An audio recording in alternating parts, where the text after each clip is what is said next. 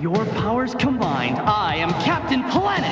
Captain Planet, he's our hero, gonna take pollution down to zero. So first out of the box is Captain Planet. I do like the bold colours here, the greens, the blues and the reds. His little six-pack and his pointy finger, either telling you the power is yours or telling you to throw your litter in a bin, depending on which side you're on. There's also the massive 90s mullet here, which I think is great. Such a nice little feature, as well as a little kind of Superman-esque kind of quiff. So a good start to the pop collection here with Captain Planet. Next on the list is Kwame, and you can see straight away the detail on the Planeteers costume, the colours, the bold 90s colours on the costume.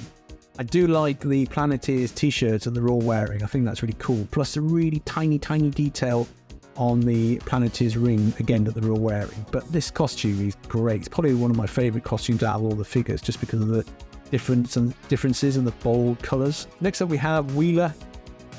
This is probably, for design-wise, rather than colours, design-wise, my favourite costume, because you've got the untucked shirt, the rolled-up sleeves, but also, look at this, he's got his shoelaces on top, which I think is really cool.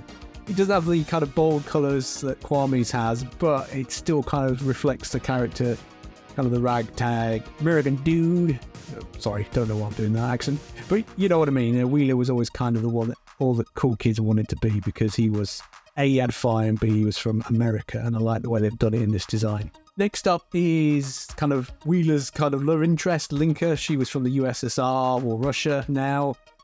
Again, nice detail on the costume. Slight difference where she's got her kind of shirt buttoned up, but you can still see the Planeteers t-shirt underneath, which is quite nice. And a good shot of the power ring.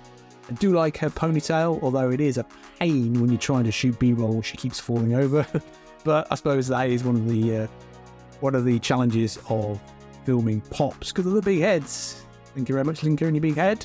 Next is Guy. I like this one. I think it's probably one of my favourites, just because the hair reflects her character and portrays it really well. It's a really simple design compared to some of the other ones, but I think it just works. I do like her trainers and her green socks. I think they're really cool as well.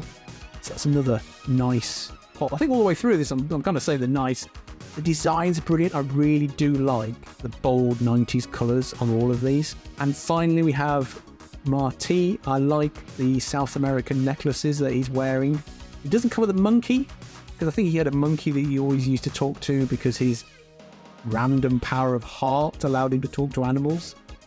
But apart from that, he does look really like his screen counterpart. He is supposed to be smaller than some of the other Planeteers, because he was younger. Don't know really if you can see that. He's a bit smaller, but obviously the big head kind of makes it very difficult to see. But his body's smaller than Kwame's if you look there, so that's quite good.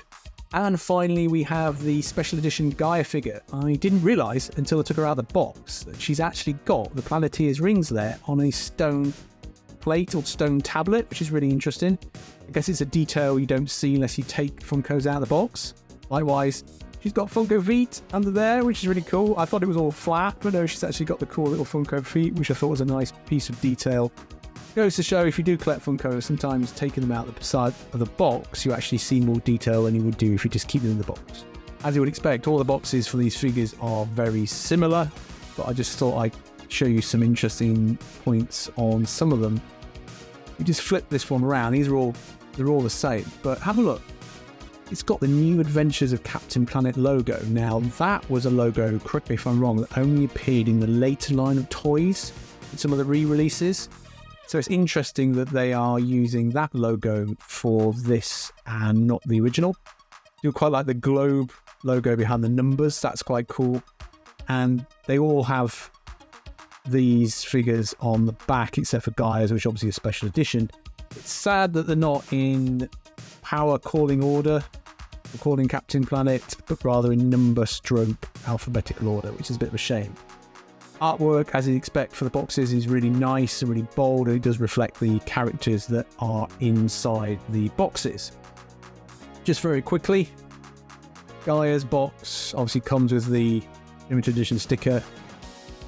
She doesn't come with anything on the back except for the giant New Adventures of Captain Planet logo. Interestingly, the word Gaia is the only name isn't trademarked. Have a look at unlike Kwame's.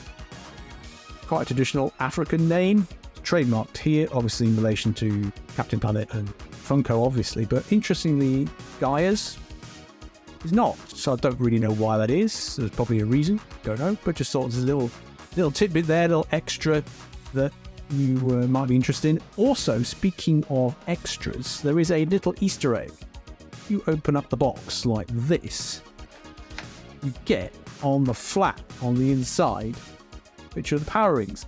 Again, not in the right order. We've got fire, wind, heart, water, and earth. Don't know why they're out of order, but they're all the same in all the boxes. Even Gaia's, they're all in that order. But I thought that was quite a nice little touch that you don't see until you take them out of the box. If you choose to take them out of the box, because I know people like to keep them inside. But for the basis of this review, for the basis of this collection, I will be taking them out of the boxes.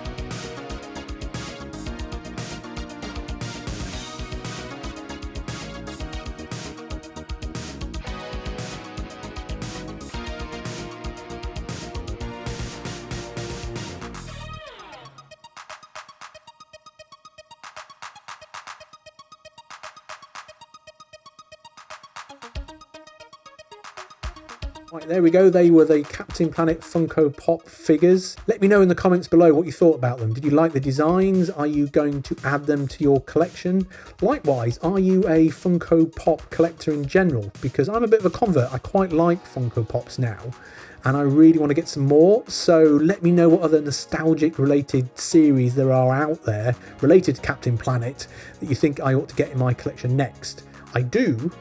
I need to point out, need to add one more Captain Planet Pop to my collection. It's not been released here in the UK, but as soon as it comes out, I will be buying it and adding it to the collection, so I'll stick a mini review here on the channel. Right, that is it. If you haven't already done so, please subscribe to this channel and give this video a like, and I'll be back soon with more nostalgic detecting. Until next time, cheerio for now. Bye-bye.